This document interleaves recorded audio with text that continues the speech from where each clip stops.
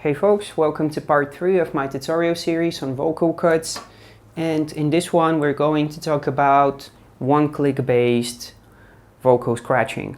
Mostly that's going to mean chirps, and just simple disclaimer, if anybody doesn't understand that, when we say a one-click fader movement, we mean just the movement, whereas with actual scratch techniques, the chirp, the one-click flare orbit as some people call it, the chirp flare, the mirror chirp flare, any combo between these, as well as some more advanced techniques, are all based on the same fader movement. So let's get straight into it, and I'm going to talk about chirping across syllables double time. Double time means that we are actually playing 32 sounds per bar. So if thus far we were doing 16th notes,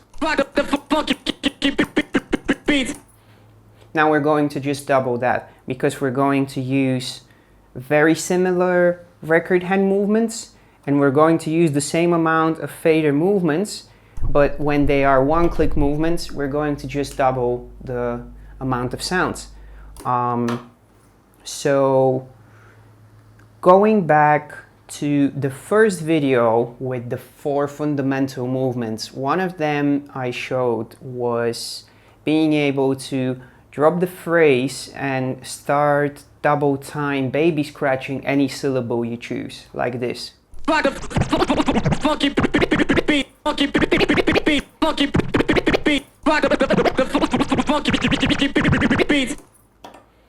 And then I showed you guys that when we try to do the vocal cuts with drops, we're doing a very similar movement, but slightly different with the record, whereas now for chirps we're going to do just exactly that, and we'll just add the chirps. Let's just give a quick example.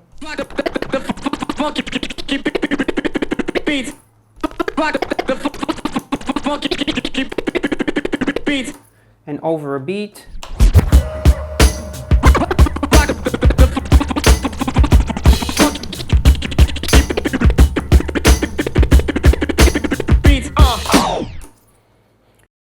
There's a difference with the fader work here, not just because obviously we're doing a one-click fader movement, but also because unlike with the drops, here I'm not dropping 2 syllables, backspinning and then waiting to do something. Here I'm actually going straight into the chirps as I drop. So I drop syllable 1, and as I hear syllable 2, I already start chirping.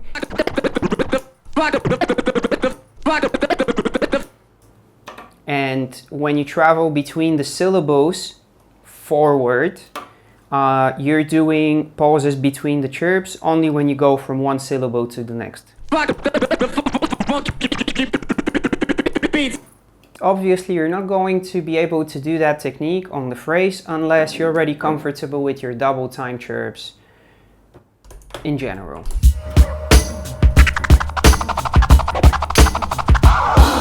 The next part of this is how do we go back. I personally will present to you 3 options for getting back. The first one of which is to stop chirping, quite obviously. It's basically to continue chirping while walking forward, and as soon as you feel that you have not finished your 4-bar or 8-bar phrase and you want to go back towards a previous syllable, maybe just drop 2 syllables and then continue to execute the backspin and release as I demonstrated in the previous video.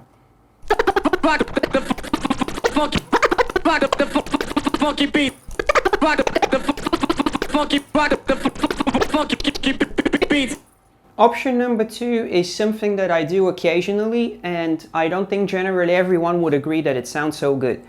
And this is to apply the fast backspin and release while chirping, which however will produce an extra sound which is part of your backspin.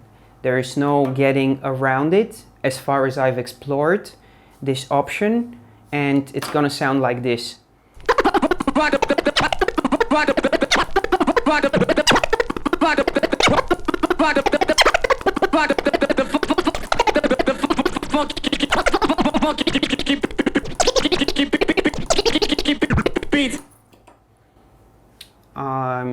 It's literally the same as what we did with drops.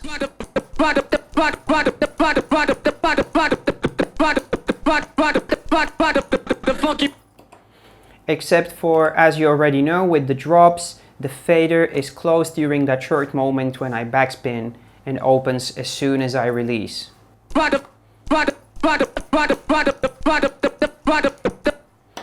Whereas with the chirp, the fader is open as I'm chirping rock da da da da da da da. So to continue the chirp movement, when I go forward on the, it's gonna sound like this when I go back to the first syllable.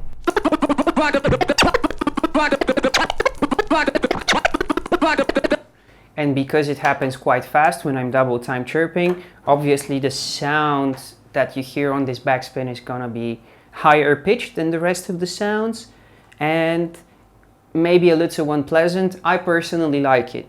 However, I don't like it when I scratch over very slow tempos. Then it really sounds to me like a parasite sound kind of thing. And option number 3 will be very quickly shown right now, but not broken down because it involves a 2-click movement.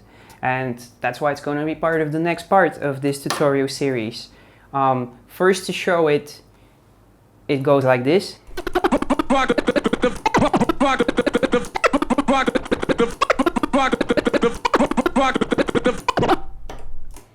So what I'm doing in order to get back from syllable 2 to 1 is a variation of an OG flare.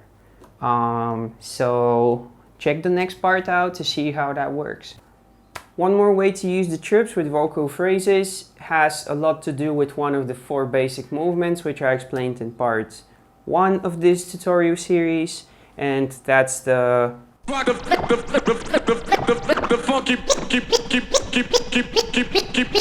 reverse baby scratch, or more precisely the half a reverse baby scratch followed by a release. How do we use chirps with that? We actually use reverse chirps in 16th notes to mimic the exact movement that we're going to do with the vocal phrase, but on the ah sound you need to replace the forward motion with just the release, because remember what we're doing with the phrase is half a baby scratch and a release. So then it goes something like this, first of all without the fader. And with the fader.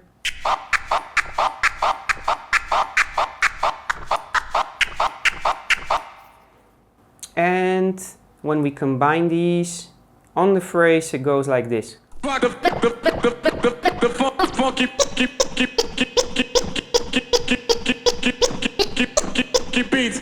And over a beat sounds like this.